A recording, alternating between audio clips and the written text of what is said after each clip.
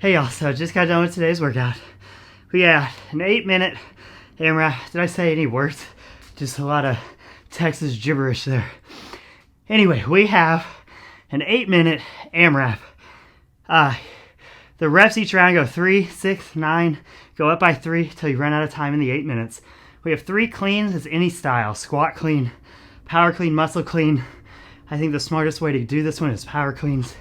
Should be at 55% of a max, and don't go higher than 165 or 115. Then we've got toes to bar. We can scale these with hanging knee raises, or if you don't have a pull-up bar, we can scale these with wherever they are. Here we go. Laying leg raises. Sorry, I should have waited a little longer before I started this video. Anyway, then we've got strict ring dips. We can scale these with banded ring dips, or you can get boxes out, and there's variations that we can do ring dips on the box, or we can move it over to knee push-ups. Knee makes us press in a little more downward angle than the regular push-up that mimics a little bit better the ring dip angle, and we'll just double the reps there. So really what this one feels like is round 3 is almost warm-up. It's a joke, don't get too excited at rounds 3 or 6, and the workout really kicks in on round 9. I got I think 6 toes to bar in the round of 15. So that makes me think the best people are going to get into the round of 18 on this workout. But it also makes me think most people are going to finish on the round of 12 somewhere. So as you're kind of looking at these rep schemes and these weights, that's just something to keep in mind. The key here is that we're using a weight that it's heavy and makes you think about it, but it's not a stand there and look at it, think about it. And it's not just a walk up to it, pick it up however you want.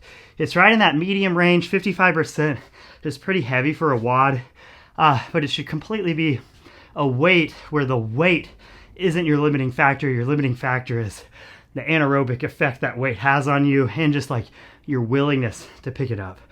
So this is another one of those workouts where we don't need to set up like it's a 1 rep max and go through that whole routine.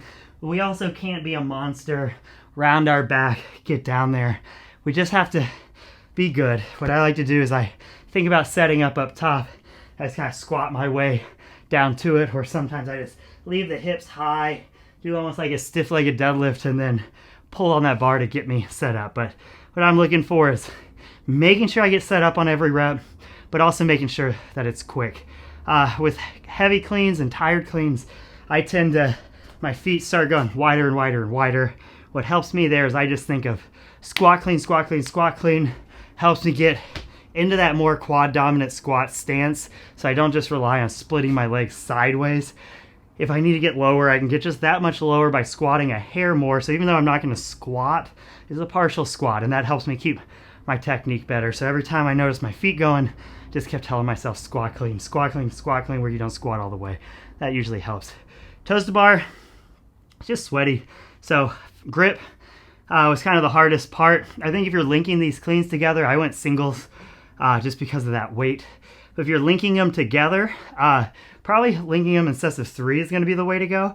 And if you're linking them together, that's going to impact your grip more than singles will on the toe to bar. So it just kind of depends where you're strongest, but I'm pretty decent at toes to bar, so I was able to go unbroken on them the whole time. And I think most people will need to break these up into 2 or 3 sets. The strict ring dips, kind of, again, depends how good you are at them, but most people are going to need to break these up a lot. And it's just like we talk a lot about with the push-up workouts, is with the strict movements, as soon as the muscle fatigue sets in, it almost takes forever to recover from it. So once you hit that hard rep, you're in a lot of trouble for the rest of the workout.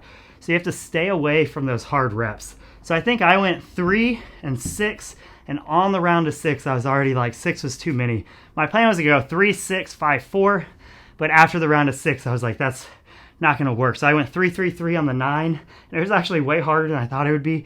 And then I was hoping to go 4, 4, 4 on the 12, but I ended up going 3, 3, 3, 3 on the 12. So you just have to be super conservative with the ring dips. And I imagine a lot of people's toes to bar are going to be similar. Sets of like 3 to 5.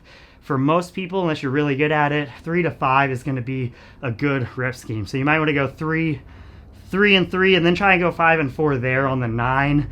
And if you're not feeling it, just stop at 3 and chip away from there. But it's a good one. It's 8 minutes, so regardless on what you do, it'll be over in 8 minutes. That's always the benefit there. If you don't have a barbell, we're just going to get out 2 dumbbells, and we can do dumbbell power cleans. You can do it with a single dumbbell, but even kettlebell swings. And if you got super heavy, Russian are good today, American are good. We're going to throw the rep schemes up on the WOD blog and in the description of this video too. We got the laying leg raises if you don't have a bar, and then strict ring dips like we talked about, the decline push-ups, which would be just get on those knees, put it at that knee angle. If you've graduated from knee push-ups a long time ago and you haven't done them in a while, I think you're going to be surprised how hard knee push-ups really are. But it gives you that good decline angle. So it's a good one. 8 minutes is long. What happens in these 7 to 10 minute workouts is usually 2 minutes in, you look up at the clock and you realize, oh man, I got a lot of time left. That's what happened to me. I think I had 6 minutes and 30 seconds left when I looked up at the clock and had that moment of, oh gosh. But really the good and bad news, the bad news is the reps get higher and higher as we go. But the good news is because the reps are higher, it takes a long time to do cleans and it takes a long time to do these things. So when you look up at the clock and you have 6.5 minutes left and you're kind of in this range, you're like, oh my gosh, I don't know how this is going to happen. And then the next rounds take so long, you look up at the clock and you barely have any time left. So it feels long and it kind of feels short all at the same time somehow. It's a fun one. Like always, just steady, steady, steady, steady. And you got to change. You got to break up the reps and strategize. And you got to change that strategy as you go so you can stay as consistent as possible. Hope that helps. I had fun with this one. Hope you do too. Talk to y'all soon.